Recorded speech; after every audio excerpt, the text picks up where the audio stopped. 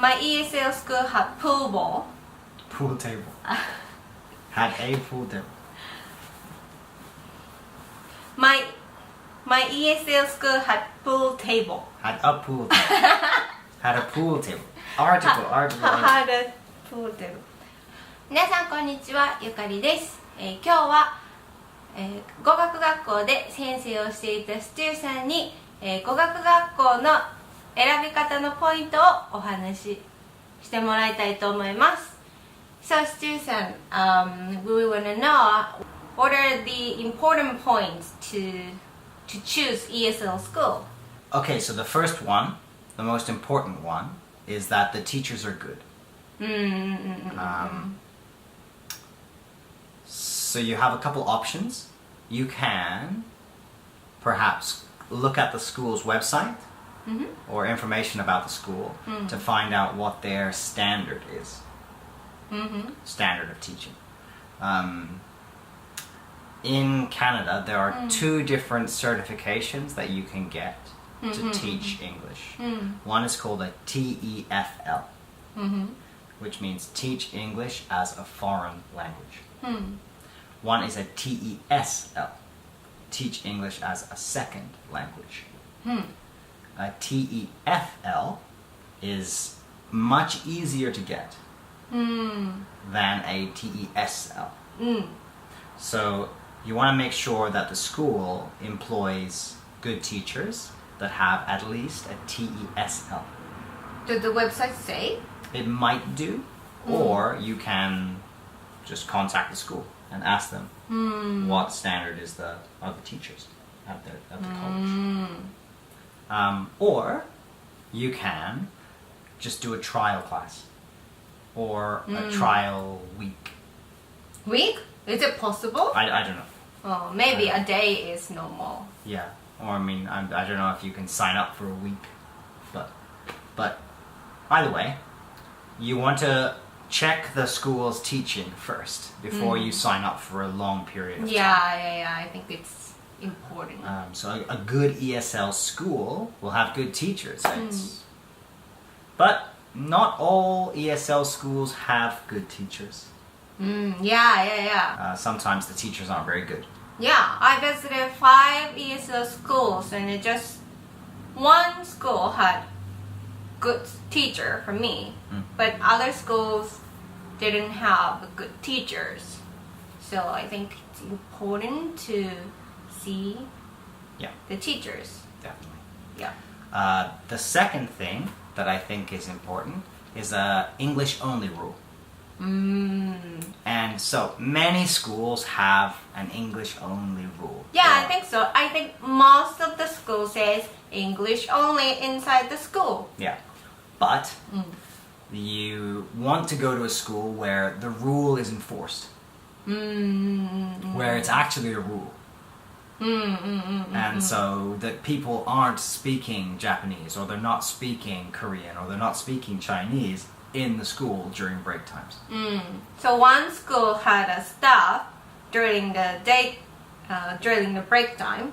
She was standing with a paper and a pen, and then she was all the time checking like who is talking in English or who is not. And if they break that rule, maybe they have to leave the school or something. Yeah, the school that I taught at had a card system. So if you broke the rule, you got a card, and if you did it like yellow card? Yeah. And if you did it too much, you were suspended. You couldn't come to class. Wow. So when they get the card, like break time as well? Yeah. Right away. Yeah. Whenever, like the idea was, anytime a teacher sees you break the rule, you're supposed to get a card. So. Wow. But the reason is because when you're at school, you're there to learn English. And if you're constantly hearing your own language, you're not learning English. You're getting comfortable in your own language again. You're relaxing in your own language. Every minute, every hour is important. So as much English as you can hear, that's what you should do. So try to find a school that has a has a good English only policy, that it's real and it's strong. So that's number 2. Point number 3. Number 3. Is a good common area, like a shared lunchroom or Like a cafeteria room. cafeteria. My ESL school had a pool table. Oh, okay. Yeah. And cafeteria and some a bit games. Yeah. So the reason that's good is because you want to try and practice your English with lots of different people. The people that are in your class with you, you'll get to know them very quickly, very quickly, and so you'll understand their language very easily. But you want to try and practice talking to people that you don't practice English with all the time. The common room is a good place for that practice. Like you can talk with like higher level students. Yeah. Or lower level students as well. Yeah. And sometimes a really good school will ask their teachers to have lunch in that room. Oh, really? Yeah, but not a lot of teachers will do that I don't because think it's their breakdown. But perhaps the teacher is in there, and you can ask a question, or just that space is good. So that's number 3. Okay. So number 4. 4. I would say is extracurricular activities. So what that means is groups or activities, things that happen outside of normal school hours. Like after school activities. Yeah. Perhaps a conversation club. Perhaps like pub night. A pub night. They have some school have pub night. Yeah, or trivia nights. That kind of thing. Any kind of a game, like soccer games or sporting. Like my school had a Rocky trip. Yeah, that's really common. So if your school offers something like that, that really helps to stop you from just going home and then going to school, and then going home and then going to school. You want opportunities to practice your English in the real world. So these after-school activities allow you to do that. It's a good opportunity to practice. So if the school is organizing that for you, that's really good. So that's point number 4. Number 5. Number 5, I would say, is a good facilities. Good facilities. So this means like good internet connection at the school, so that the Wi-Fi is actually reliable. You can use it. This means that if there are some shared computers that everyone can use for doing their homework or that kind of thing, then they're good computers. They work. They're not super slow, super frustrating. And also like a good kitchen or a good bathrooms. So there's enough space so that you're not lining up for 20 minutes to use the washroom, or you're not lining up for 20 minutes to use the one sink to wash your dish after lunch. Do they have the kitchen for the students? Oh, maybe. That would be good though, right? If you bring your own lunch and you want to wash your container after lunch, then having a kitchen there or a microwave, so that you can. Yeah, my school had a microwave, but there was no kitchen.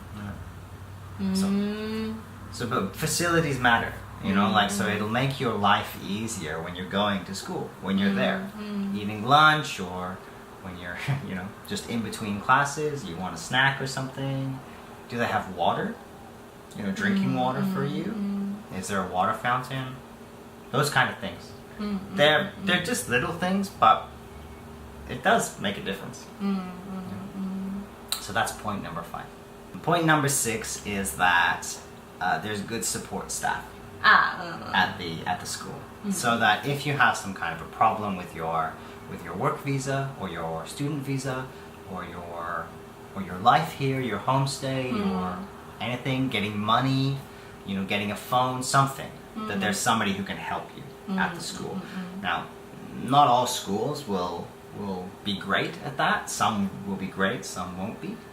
But it's something that's good to think about. maybe you need someone who you can trust. And, Yeah. So, one thing to keep in mind is that if you get all of these things in a school, it's likely to be quite an expensive school. It's like a cheaper school is going to have less of these things. The teaching is going to be not quite as good. The facility is not going to be quite as good. Things will be a little bit worse. But it's worth looking at the school first to see, okay, what kind of a school is it? What kind of quality is it? What kind of a life am I going to have here for the next, I don't know, if you're going to be studying for a year, are you going to study for 6 months? That's quite a long time. And little things like, do they have a microwave? You know, am I waiting half an hour so I can use the toilet? I think it's important to see some other students, like how they study, like what's their atmosphere. Yeah. What's the energy like in the school? So if you go there for a trial day, are the other students happy? Yeah. Are they enjoying themselves? Do they like their teachers? That's really important, I guess. And then maybe if you have some time, you can ask them, how is the school? Yeah. I did. I talked to some other students and what do you think about the school? And they said, no, if it's not good, then maybe it's not good. Exactly. Point number 7. So point number 7 is the location of the school. So in Vancouver, many of the ESL schools are downtown. And that's a really good location. That's why they're all there. Because it's easy to get there with public transportation. And there's lots of stores, cafes, coffee shops, things like that downtown that make it easy to get lunch. Or there is a big, nice library. There's a huge library to go to study. Yeah, so have a think about where the school is that you want to go to.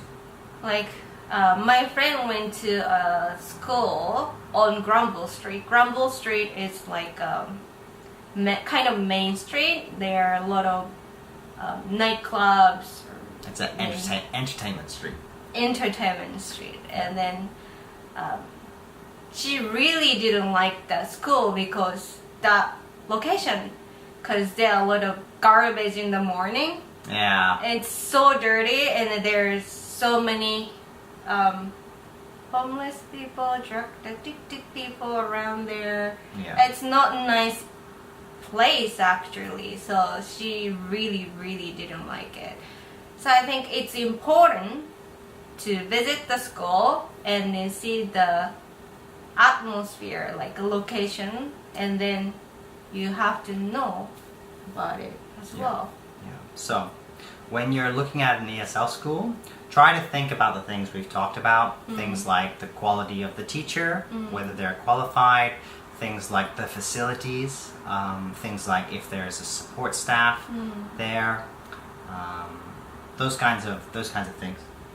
I really recommend trying to do a trial of a school before you sign up, just so that you can understand what kind of a school it is and what your experience is going to be like. Yeah. 以前私も語学学校の選び方のビデオでいろいろ私のトライアルの経験とか私の語学学校の経験などを話してますので、そちらもよかったら参考にしてみてください。今回のビデオ役に立ったらいいねとチャンネル登録お願いします。ということでまた次回お会いしましょう。バイバーイ。